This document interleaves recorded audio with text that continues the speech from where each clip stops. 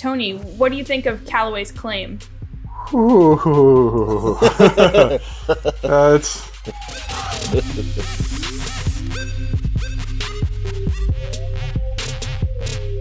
Hey everybody, welcome to No Putts Given. This is episode 69. Unless we're taking the ping approach, it's episode 70. We've got Adam, Harry, Chris, and Tony here, so let's get it. 420. Skip it. All right. How's everybody doing? Tony, you're looking a little stiff today. I'm just, camera's acting up. I'm just gonna be like Pinocchio today. I'm gonna be a wooden boy. I'm having trouble focusing because I just want to see if he moves or if he can hold it up. So is his camera. Yeah, so is his camera, yeah. Hey, by the way, I want to get a word out to Ping PR rep of any kind. If you can really give us an official statement on the passing over of 420, G420, whatever happened to that? Golfers want to know. We have our suspicions. Golf and chill. Golf and chill. It was going so well. 400, 410. And Ping is like clockwork. 425.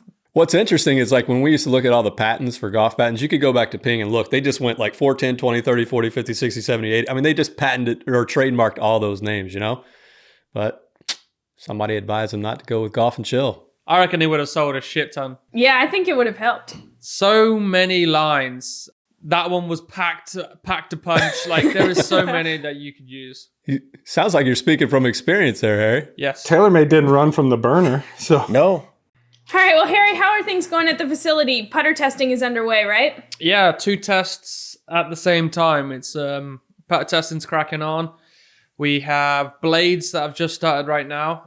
Less blades than last year, thank God, because I think we're up close to 50 blades or 50 putters last year, which was redonkulous. But this year we've narrowed it down to 2. We're down from 50 models to just 2 models. Yeah, Just I'm 2 models. curious. Just 2 in each brand, 2 in each brand. All right, so what are the release dates? So everybody's been asking kind of like, when is the driver test coming out, putter test, and first soft good test coming out? So we're looking at most wanted drivers, end of Feb. Putters for blades and mallets will closely follow after that, probably in 2-week increments. I believe it's early Feb for the bags, cart bags. Should be the first Thursday in February for cart bags. Yeah. Cart bags, and then following that will be stand bags. So a couple weeks. And for those of you that follow us closely, for the most part, check on Mondays for most wanted and check on Thursdays for buyer's guides. So if that helps you narrow it down to when to expect to see those things, it's usually how it falls out. Yeah. And we don't want to kind of give up what we're doing, but we're going to include some putters this year into this test. That will be really interesting, I think, to see how other things perform against what the new models do as well. So those will be coming out after the putter test, but should be really interesting to find out. Absolutely. All right, guys. Well, I want to dig into this topic. This actually came across our group chat earlier in the week, and I knew that we were going to have to cover it on No Putts Given. But Callaway put out on Instagram, Twitter, on social media, a graphic. For those of you listening, essentially it's a bar graph saying or claiming that Callaway balls are more centered than the Titleist Pro-V1s. So, guys, I want to get your thoughts. Why don't we start with our ball expert here, Tony? What do you think of Callaway's claim? It's, obviously I immediately checked in with a lot of people around the industry, and the general feedback is ballsy was one joke somebody made, but it's bold. And, I think it's especially bold when you consider, Callaway, regardless of whether or not it's true, right? That's one piece of it. And then the other is looking at this in the full context of Callaway ball manufacturing history, where you can go back basically a decade at least, if not more, based on some of the stuff people have emailed us and said, yeah, you know what? These guys have not been able to center a golf ball forever. And now if they're actually doing it, which, we are seeing some improvements when we test in Ball Lab, but to come out and say, hey, for 6 months, we're good at this. So, we're going to boast is, whew. Yeah. After, essentially putting suspect balls on the market and into the hands of golfers for literally, a decade, it's true or not. It's just not the kind of claim that I would make. And I would say too, in again, surveying industry guys, many of whom have no particular dog in this fight, they're just kind of shaking their heads, general consensus, it's a bad look. And I would also add that, you sort of have to consider the timing, right?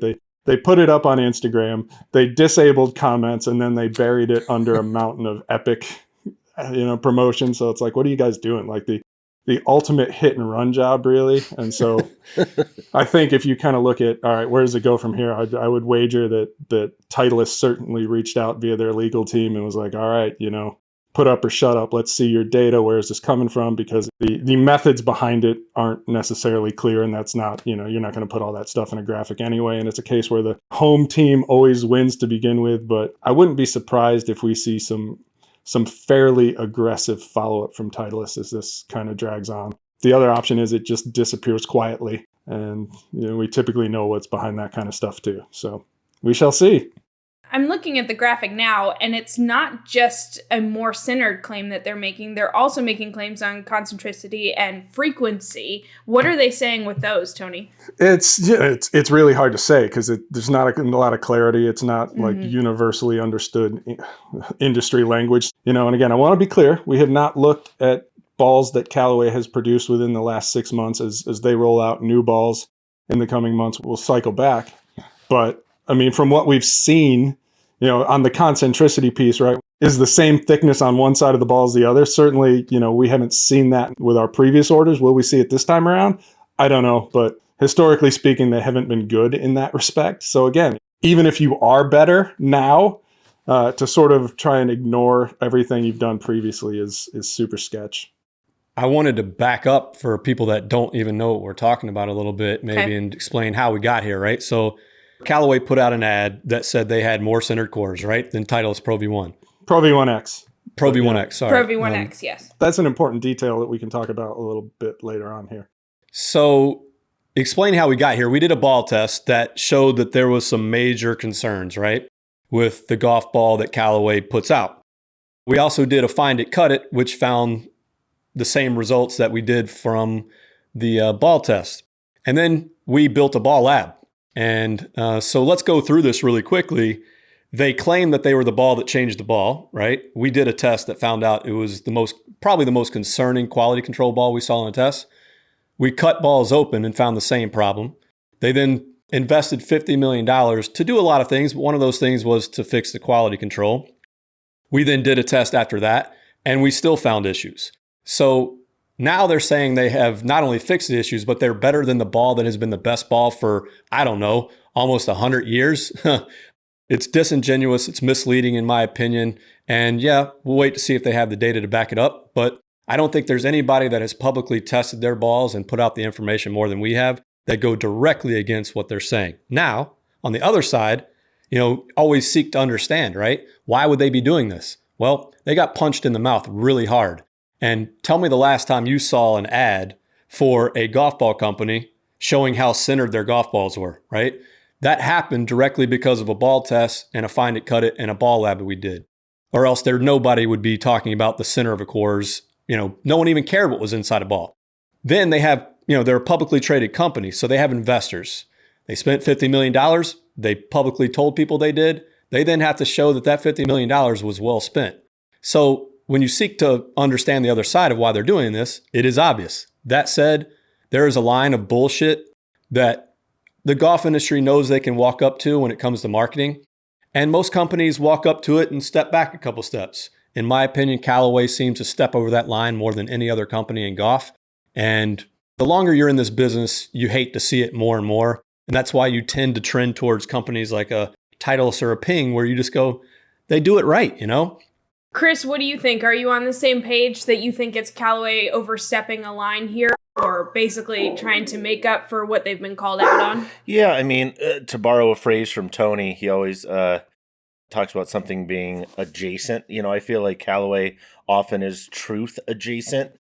So often there's something that you want to trust the picture that's being put in front of you, and the closer you look at it, the longer you look at it, you find reasons not to trust what's immediately in front of you. And we could go through examples over time where that's been the case, whether it's certain language in press releases or how they discuss things like made for golf shafts that wasn't entirely honest or transparent. And the two other pieces that kind of spoke to me on this one is one, we saw a similar type of strategy toward the end of the 5 Years' War, right? It was kind of the historical time period where Harry Arnett and people inside Callaway basically said, hey, we want to take over TaylorMade, right?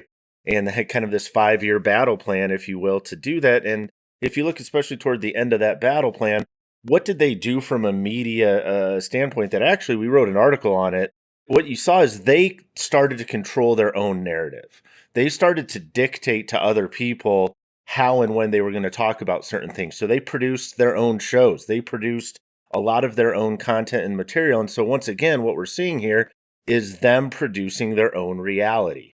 Now, in that, is it true? Is it false? They said we don't have a 3D X-ray machine to compare it to. We don't really even know what this test did. Yeah, it's certainly, for me, it's like, all right, interesting, but I have a lot of questions. And obviously, there's no reasonable expectation that all the questions that pop into my head would be addressed in a graphic. Right, they're not going to do unrealistic, that. Yeah. But and that's also part of why things get condensed into graphics. Well, the thing that when you were talking, Chris, that stuck out to me was dictating your own reality, right? And I want to get back to real reality. So first, there was a ball test that obviously found issues that we did with the Chrome Soft. They were incredibly concerning. This was after they claimed to be the ball that changed the ball. Not before, but after that, right? Then we forget, but they sent out a press release about our test to try to undermine not only our test, but they had no problems with quality control, which is odd because they then visited us and told us that they did have a problem and that they were investing $50 million into a problem that supposedly didn't exist, okay? Then they came out and said that had gotten better. We built a ball lab, we looked at it, and it hadn't gotten that much better. So when you keep saying it gets better and you try to do all these things to undermine the real reality, where does that leave the consumer with knowing what the truth is, right? We've been in that situation for the last few years. The truth is hard to find, but all I can tell you is I don't know of another place out there that is publicly putting out the information of quality control for a golf ball other than MyGolfSpy, and we just haven't seen it yet. And like Tony said, maybe they have now. We just haven't seen it. I mean, and that's the thing. Like they've been, again, the analogy that Callaway has used when it comes to improving the quality and basically operations in general at the ball plant is that it is like changing the tires on a moving car. You can't shut down ball production for 6 months and go, all right, we're gonna close it down. We're gonna send all of our employees home and we're gonna fix everything. So okay, I understand it's a tough problem to fix. That said, how do you believe them that it's actually fixed when they've told you it was fixed 3 times and it wasn't fixed? Well, again, I don't know that they've said it is absolutely fixed. What has been conveyed to me is we are fixing it and we will get there and we will be the quality leader. That is kind of the roadmap that's been laid out. And but you can't state that until you become the quality leader, and Titleist has proven that for decades. Well, and I think so Callaway may believe that they have now surpassed Titleist, whether that's real or not. Again, there are new balls coming as we're recording this. Let's deal in reality. Is Callaway a better ball than Titleist balls from everything we've known? From what I have seen, there is no evidence at all. Not even close. It's not even close. Let's be real. I will not dispute that. Chris, you convened a ball roundtable where you talked to leaders at Callaway, Right. Bridgestone, and Snell about taking down Titleist. Can you take us back and remind us what Callaway said about Titleist being their main competitor? And if you're going to compete with anybody, it's got to be the guys at the top. Yeah, and part of what their messaging around that was too is we may not win on tour, but we're going to win over here in the consumer space. And how are we going to win with average, consumers that are walking into a big box store? Well, here's the problem with that is that consumers, like I said, graphics like this and things, they inherently confuse. And if we're to take Callaway at face value, right, then what you're basically telling me is, to use Callaway's own analogy of, changing the tires on a car as you're driving in the middle of the race. So you're basically against the Ferrari that's been the Ferrari or whatever for the last 20 years. And you're telling me that you can throttle back, change tires, and make all these adjustments you need to. And now you've sped ahead. of that car that's been leading the race for the last 20 years. Maybe they did, but we don't have any evidence that suggests that that's actually true. And I go back to one other quote. One of my favorite Walter Payton, sweetness, right? One of my favorite Walter Payton quotes all time. So, basically paraphrasing here, but when you're good at something, you'll tell everybody. When you're great at something, they'll tell you. It's one thing for any company to say, hey, here's what we do. This is the best, blah, blah, blah. Okay, great. That's that marketing, like Adam said, kind of that bullshit line that everybody gets to step up to and have some leeway around. But it's when you really hear, when you're talking to people inside the industry all the time and they say things about other companies, and that ball round table, if you listen to it, everybody quietly or maybe not so quietly admitted that, Titleist was the front runner, and nobody else was saying that about any other ball. Yeah, I want to add a couple things. So first, to touch on what you just said, again, talked with a few people across the industry, right? One of the first things that came out was, just a quick discussion, and somebody who, I should be clear, is not affiliated with Titleist in any way, basically said, look, their Titleist quality control is exceptional. Like, they are the benchmark for the industry, and I don't think, there may be some stuff that gets said for consumer consumption, but if you talk to anybody privately, there is essentially universal agreement that Titleist is the benchmark. And the other piece that I would add here that is kind of interesting that puts us in a little bit of context, right? Like I said, it was kind of a hit and run job to a degree where you put it out there, you disable content, and then you pile a bunch of stuff on top of it with Epic launch. But, one of the things, like, it's social media. Lifespan on that is maybe 24 hours, but if you kind of consider how the industry as a whole works, sales reps are going to latch onto this, right? And they're going to take it around to their accounts and show them and say, hey, look, my ball is better because I've got this graphic here. And it essentially goes viral in the sense of kind of the retail chain, especially in the green grass environment. Based on kind of how it is explained to me and how this stuff works, yeah, it seems like that may have been a piece of the strategy here, is just to kind of to put that out there among the sales reps more than it is the actual consumer. But to do that, you kind of have to make it forward facing. So I think some classic strategery at play. But yeah, I guess all you can say is what it is. Yes, Harry. Hi, I'm here as well, guys, just to say hi. I know everyone is at home eating their popcorn, listening to what's going on, just going back and forth. But Tony kind of stole my answer with, I really don't think that Callaway gives two shits that they are potentially right. I think they want to get back in the noise with the golf ball because they got hit so hard. I don't think, even if it's not quite as centered as Titleist, I don't think they care. They'll get a legal letter and they'll take it down. But by that time, maybe hundreds of thousands of people have seen that message. And that's all that needs to go. And it's a word of mouth, and it goes bang and bang. It's like a domino effect. The more people see it or more people hear about it, the more time they might believe it. Yeah, I mean, what do they say, right? When you get knocked down, what do they tell you to do? Yeah, you get back up. Right? And they got knocked down like hard. And they know it. And you see it, right? When they cut off comments, look at our direct messages. Just look in the back end of our direct messages of how many people went, dude, did you see this bullshit, right? What is your response? And that's them, like you said, Harry, trying to get back into that discussion and talk. I literally think that's it. I think they're getting back in the discussion. Yeah, it's no different than the lawyer, right? That has a boastful comment they know someone's going to object to, and and the judge is going to tell the jury to disregard what they just heard. You can't disregard what you just heard, so they know they're going to say it. Yeah, exactly. Right? And they know it's going to get heard. It's, oh, sorry, my bad. And, but everybody heard it. Maybe it served its purpose in that short term. Yeah, but I don't know, man. Like, words and things have consequences, and to me, being in this industry as long as I have, you have this kind of, there's a bunch of different things you have going on, but one of them is this trust and kind of like their bar graph, right? I've got a trust graph going on constantly with who we deal with and what they tell us versus what we know. And, Callaway just at every opportunity to raise their bar just keeps dropping lower, in my opinion. Okay, but if not this, what do they do outside of figuring out Titleist quality control secrets? What do they do if not this? Thank you for asking. So what I will say is, like, there are some things that, in my opinion, and just my opinion, but in terms of general approach to putting its products in front of the consumer and what it puts in front of the consumer and things like that. I think there are some things that Titleist, does stubbornly or doesn't do to its own detriment. I think it's so kind of almost set in its ways that it can't get out of the tire ruts that it's blazed. And so I think, Callaway is aware of that. They see some of the liabilities that Titleist creates for itself and is going to take advantage of that. You're going to see them punch, in my opinion, based on what I know is in the pipeline, take a pretty solid punch at Titleist in the mouth here in the coming months. And I think that's the right way to do it. You beat them with the stuff they're not doing.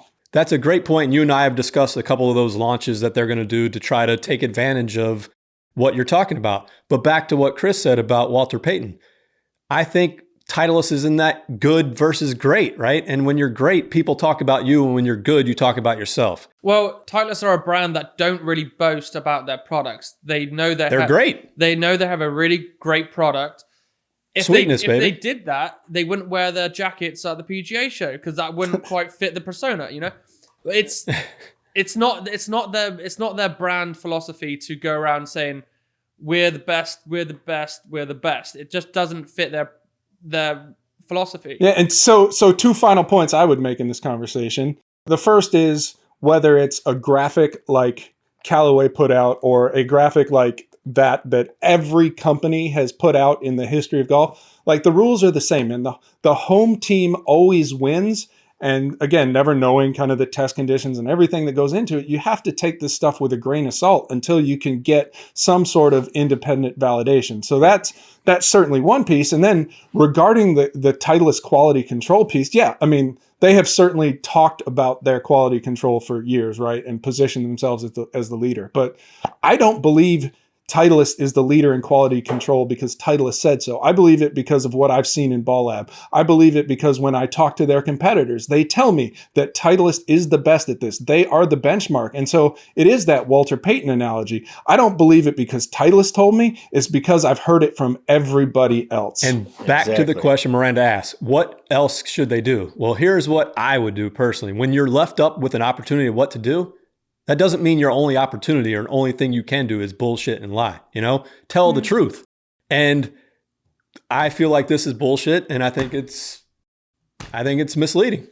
At the end of the day, I just have a problem where, you kind of come out as like, hey, we're number one, and we're going to ignore that everything that happened when, as a brand that tries to position yourself as a leader, you could argue, we're number 6. Well, Tony, what have you seen in testing? Bottom line, like you've seen it firsthand. Is Callaway better than the Pro-V1x? No, there's nothing. But again, allowances for hey, we'll see where they are when we test the new batch. But certainly when we look at the current crop of tour level balls based on our most recent measurements, no. It's not even a maybe. Well, if you look at it, no. Under no metric is Callaway better. No quality metric. For me, right there, that's the bottom line.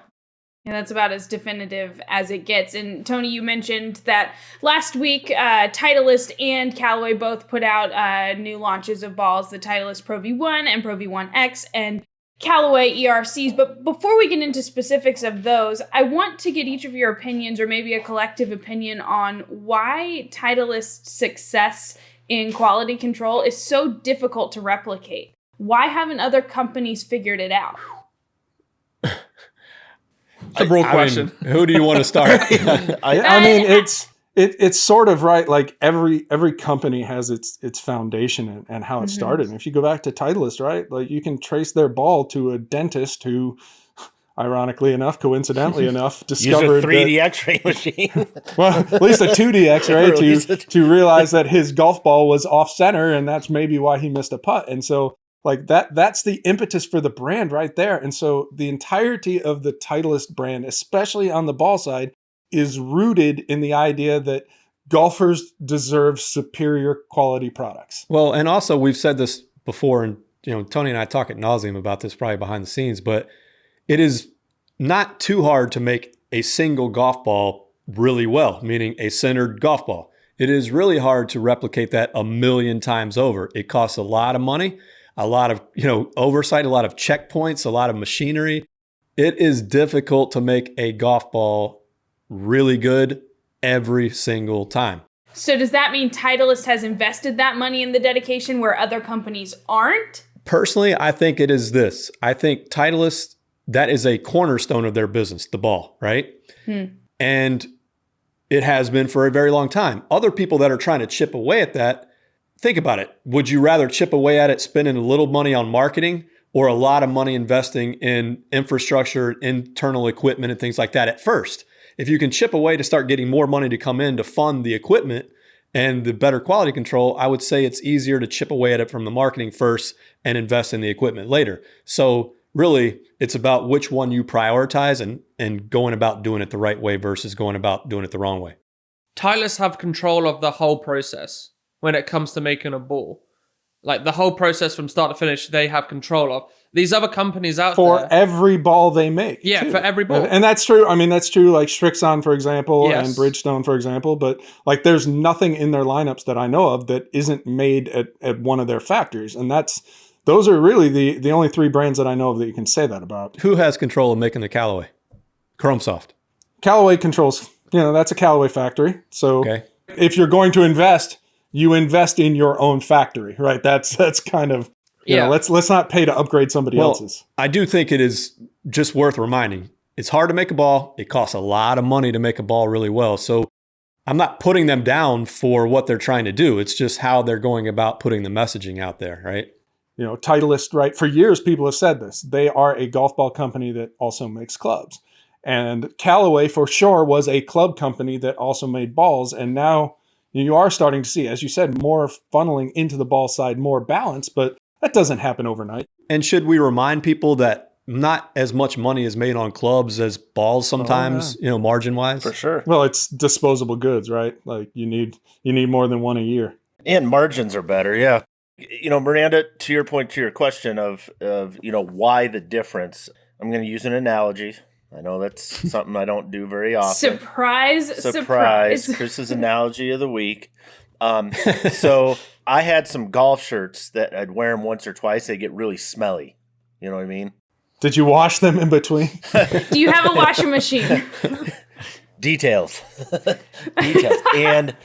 And I had a couple other shirts that didn't seem to have the same issue. And part of what I found out is one of the shirts had like this antimicrobial spray on or whatever. It was something that they applied to the fabric after production. And the other shirts had this antimicrobial kind of technology too, but it was baked into the actual threads. So it wouldn't wash off. It wouldn't come off over X number of wears. It wasn't something that got built at one factory and then sprayed on at another. It was inherent in the fibers. Literally, it was inherent in the fabric of this particular garment. And I liken that to Titleist, where they don't do quality control and put it on top of things, right? Like they don't have this layer of quality control that they place on the different steps. It literally is fundamental and inherent in everything that they do. And if you're starting a brand new company and you're getting into the ballgame maybe a little bit late and stuff like that, you got to make that decision at day one that that's what you're going to do. You can't make that decision down the road. And if you don't, like Adam's saying, to tear stuff down, start over, and try to bake quality control into everything that you do, it's cost aversive. Much easier to spend the money to do the spray-on, antimicrobial stuff. Better to do the spray-on stuff. It's cheaper. That 3M spray you put on your couch. Yeah, that's it, man. That's Scotch Guard. Scotch Guard. Or is it baked into? Is it? Were you, because you were such a textile guru that at the beginning you cared so much, you said, "Hey, I want to make the best fabric I possibly can. In order to do that, I got to bake this in from step one." You cannot inspect quality into a product. Right. There you go. That's it. The golf balls that Titleist are making are completely different than the Chrome Soft. Chrome Soft are using different materials that don't really bond together. Well, you're talking about like the compression, right? And that's it's fundamentally more difficult to make a low compression golf ball. And so Callaway is, again, that is the market opportunity, right? Titleist traditionally didn't play in that soft space. Golfers like soft golf balls. We know this to be true. And so, hey, let's make a soft golf ball, but understand that, this is more complex. And it turns out maybe, we needed to put some upgrades. Too complex. Yeah, and let's remind everybody. We got off the Pro-V, the new ball thing. Sorry, Miranda, but let's get back to that. But remember, no one gave a shit about what was inside a golf ball until they started to see it, And so why, if you're making balls and people love the softball and they're claiming that, oh my God, this thing feels so great, which we know golfers love that, especially with putting, but no one's actually checking out the inside of the ball. You don't really care if some of them come out of the factory off center or not, because no one's caring at the point. Now they do. So making a soft golf ball is more difficult. So now they have a difficult problem on their hand. Not only is it more difficult to make, but now it's been exposed that there are some issues with it, right? So it's a tough fix. All right, Tony, talk to me about the new Pro-V1s, Pro-V1x's. I'm sure expected to be more of the same from Titleist. Yeah, and to a degree it is, right? And we expect quality will still be excellent. We expect the balls will perform. I think we can easily project that the new generation of Pro-V1 and Pro-V1x will be the most played ball on tour, right? These are all things that are virtually given. So the tagline here is better from cover to core. And so the real, I guess if you will, interesting thing is, right, it almost is a total redesign within the limited space you have to redesign a golf ball, right? You're not going to make it square. Nothing like that.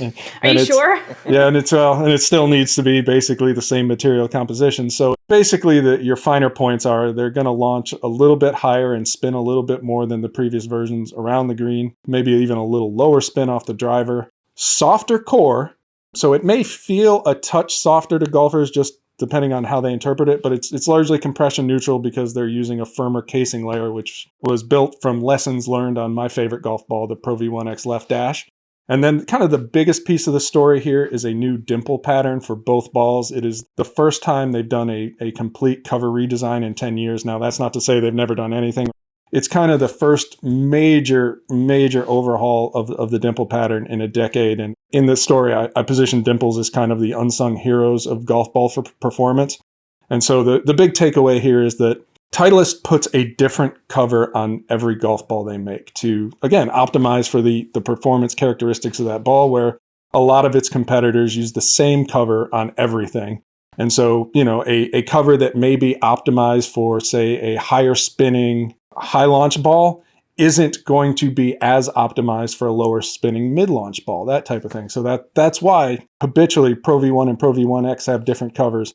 Pro-V1 has a different cover than Tour Soft, right? Or Tour Speed. So it's just something that Titleist does that not everybody else does, and you see it especially in touch again on in the direct to consumer space where a lot of these factory balls literally have the same cover. I think, right, the Foremost 308 dimple pattern is on about probably 1,000 golf balls. So, minor details, and you have to understand, right? Just like the club guys, ball companies are trying to just squeak out just tiny amounts of performance, and, Titleist thinks that a dimple pattern is an opportunity. So with that, Tony, question, like one thing we've seen with clubs this year, right, is we talked that model differentiation.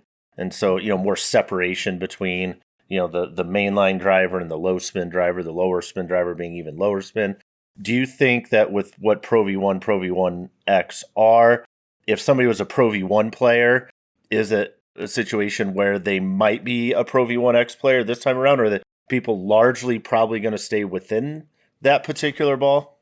They've essentially maintained separation between the products. So both are a little higher launching. Pro-V1x potentially a little bit higher launching still, but I think Titleist is comfortable where they are with the linear relationship in their ball lineup. So AVX, right? Low launch, low spin, Pro-V1 mid launch, mid spin, and then X high launch, high spin. So if you're an X guy, you're probably not going to move into a Pro-V1. If you're a Pro-V1 guy, you're probably going to stay there. So yeah, no.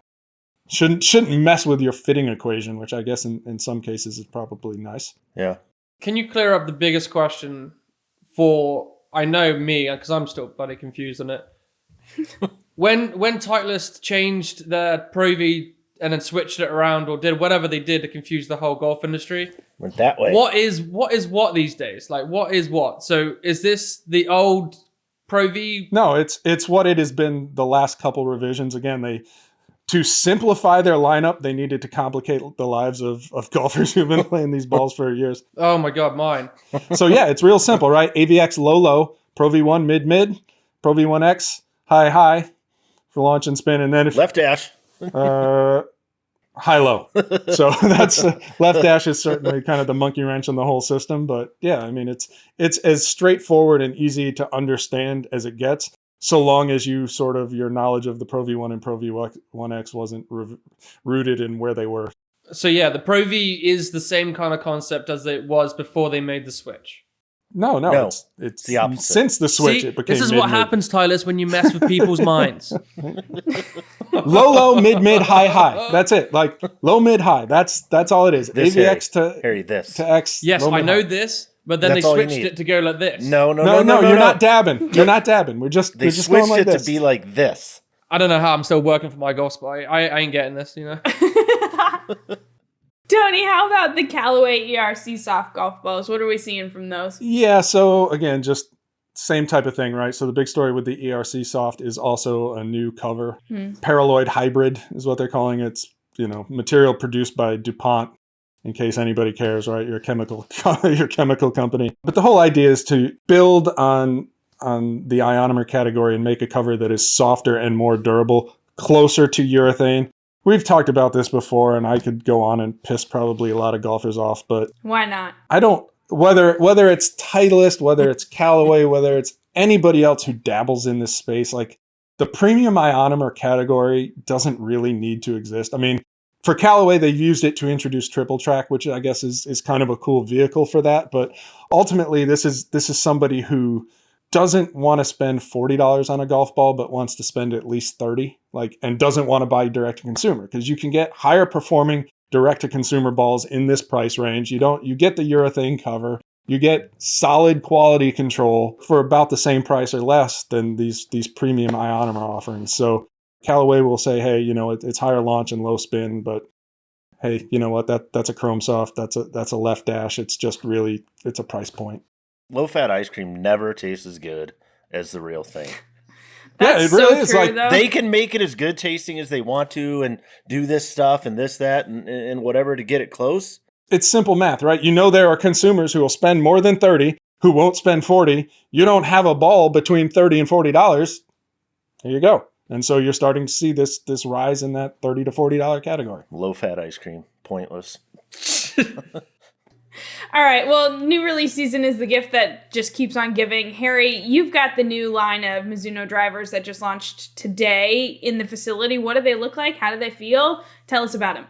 I mean, you've seen them probably released some USGA legal pictures. Mm-hmm. They look exactly like those. Thank you. You're welcome. And moving on. I haven't really hit them that much, so I can't really say regarding performance, but on previous years, I really enjoy seeing them progress, because let's face it, they haven't made a good driver since I got here 3 years ago. And then every year... I think they would argue with you, but... Well, sure. When it comes to the big boys, they're not quite up there. So, I mean, just like the analogy of Titleist, you're trying to get the top. And they're improving each year to try and get on the standard of their irons, which are, second to none. A really cool thing about this year's lineup is stock offerings. They're offering the Motori X on F3 and F1. Does it look like that? It does. So I swear I didn't plan that either. that is what I've been told is not a watered down version. It's real. That is real. It's legit. Packs a punch. I use that shaft. I really enjoy it. That's now stock. So you get your $400 shaft for free. Nice. Well, that was a $250 or 200 shaft. So It was like $285 or $265, something like that. it wasn't 400. Well, there you go. I think what's happened too, Miranda, with Mizuno is, if you were to talk to them too, right, they'd say, you can see a pretty clear delineation when they started to kind of get serious again about drivers, and they would admit that it wasn't a foremost priority, the metalwoods, and some of that was because of what they were doing internally, and some of it was kind of what they were doing externally to have tour players and people that are contractually obligated the opportunity to not play their metalwoods. So you look at like the 190 series was really kind of the beginning of that. And you saw certain advancements with the 200 series, and you can almost kind of see them learning things each iteration. Mm-hmm. And, I would say this time around, their hope probably is that they were able to maybe a little bit better dial in sound. I think performance-wise, ball speed-wise, the last edition held in there, reasonably well. A lot of people like that kind of classic, look at a dress. It wasn't too visually exciting. It was just pretty clear, pretty plain. And if they can increase ball speed fractionally, as everybody else is trying to do, improve kind of the acoustics and sound of it, that's one step closer to kind of being more in that mix. And I think that's probably what their hope would be this time around, but we'll see how it plays out. Adam, the guys are right. Typically, when we talk Mizuno, we're talking about irons, but do you see them progressing to starting to compete with the big dogs eventually? I see kind of two things, Miranda. One is pedigree, and the other is, evolutionary changes. So one is, you think about a car like a BMW or Mercedes, they have like a foundational look and feel. They don't tear that down and then the next year design something. They evolve that, right? So, and every company kind of has their pedigree. So for example, when PXG brought Ping people over to design their clubs, those people had been designing a Ping look and a Ping pedigree and a Ping foundation, right? So it looked a little bit similar. So Mizuno has that foundation. And here's what I'm trying to say. They're starting down here where the leaders are up here. And the analogy I always like to give is Michael Phelps. Michael Phelps was looking for that 1/10 of a second, 100th of a second. And that's where these elite companies are at this point. Callaway is increasing ball speeds this year. I mean, they're at the mountaintop for ball speed, right? Mm-hmm. For their foundational knowledge of how to get there. Mizuno's starting down here, so it takes just so much longer to get there, those incremental improvements. And while I think they make a good driver, I don't think they make the best in class, and I think they're years away from it just because everybody had such a head start building that foundational technological base, There's market realities in play. So I just got the year-end Golf Data Tech numbers for the driver category. TaylorMade and Callaway accounted for 60% of the driver market last year. So, that's two companies. Now add Ping and Titleist and Cobra, and you're probably high 80s, low 90s. Yeah. And so, it almost doesn't matter to a degree how good a Mizuno driver is. The opportunities for market share are relatively narrow. Well, you say that, but if they started winning launch monitor battles definitively, things would change, and that's tough to do. That's what I'm saying. Is I got something that come across my desk early this week. Keith Mitchell, who games their new driver, was actually number one on distance with 326 yards, 0.1 at the Sony Open on the weekend. So yeah, but it's because Keith Mitchell swings really hard and makes good so contact. So did Bryson. If they're going for launch monitor battle, but that's an N of one, meaning that's one person, right? But I'm talking about when people go into stores and put it up, try a Mizuno against a TaylorMade, and the Mizuno keeps beating the Callaways and the TaylorMades. That's going to be the only thing that moves the needle for Mizuno. And until then, they're not going to be considered a serious driver company. I like that they're incrementally making better decisions and making better drivers throughout the year. But everybody is. Everybody's making some incremental gains for the most part. And you look at where they're coming from. So Mizuno did some stuff, right? Thinned out areas of the face strategically, which again is the kind of thing, this face reshaping is an ongoing annual thing for just about everybody. And ultimately where that comes from is, they are now, this is what, third generation, Chris? So they're the titanium they're using. Mm-hmm, correct. And so there is, where the ST name comes from, right? So there is a comfort level with that. They know what the material does. And so just because of that, they are able to push closer to those USGA limits, narrow their tolerances. So again, a lot of it is the same. And again, for everybody, it's speed through manufacturing. Right. Not necessarily like innovative designs. Right. And tolerances of those speeds. But when you're competing a Mizuno against a Callaway and where they are with, let's say, AI and TaylorMade with all the stuff that they've got when we see the inside of the driver, it's tough to compete with those people that have been doing this for that long and know that much information and are squeaking out things that are ahead of where you're at. Well, here's a ridiculous thing to say too, whereas like as opposed to we spent a lot of time today talking about golf balls and things like that. People aren't going to buy multiple drivers, right? They're not going to buy and say, oh, I'll buy a sleeve of these and a sleeve of these and go test them out. You're going to buy one driver, right? And even then, we said, on average, people buy a new driver, every 3 to 5 years, 4 to 5. Well, that's especially what we advise. So if they're going to buy one driver and you see that 60% of the market is one of two companies, like you said, it's not that you got to win that one battle. You got to win that one battle over and over and over and over. And those aren't bad guesses that the consumers are making, because who wins most wanted driver testing almost every year? 3 companies: Callaway, TaylorMade, Ping. Yeah. And we know, right, when a golfer goes into a hitting bay, he's not doing strokes gain calculations based on how far offline that ball is finishing and whether or not I think, how's this ultimately, is this going to save me a 1/10 of a stroke here or there? It's like, how far did that ball go? How fast did it go getting there? And in terms of a strict distance battle, in terms of a ball speed battle, I talked about this last week or the week before. I would put my money on Callaway to win that battle every time. And again, we talk about this with the Epic and talking to Doc Hawk, right? It's, hey, we want our nose out in front, just even if it's just a little bit, right? We want to be on top of that ball speed battle. And from what we've seen, Callaway is doing that year in and year out. Tie goes to the fastest. Yep. That's not to say they're light years ahead of everybody else, but they're a little bit ahead. And when you have that advantage in the marketplace, if you're demoing, say, an Epic LS against the new Mizuno STX, and it's really, really close, you're going to have to really, really love that Mizuno to have the degree of trust that you would have just natively with Callaway, just, again, based on history, right? History matters. Yeah, back to Michael Phelps. He was always just somehow, right, a millisecond ahead of everybody. It's crazy.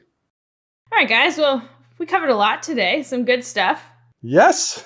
Yes, we did. So until next time, we out. Harry, you're in the hot seat. Did you unload the dishwasher last night? Just kidding. Just kidding. Mizuno or TaylorMade? I can't remember. Mizuno or TaylorMade? That's a tough one. I mean...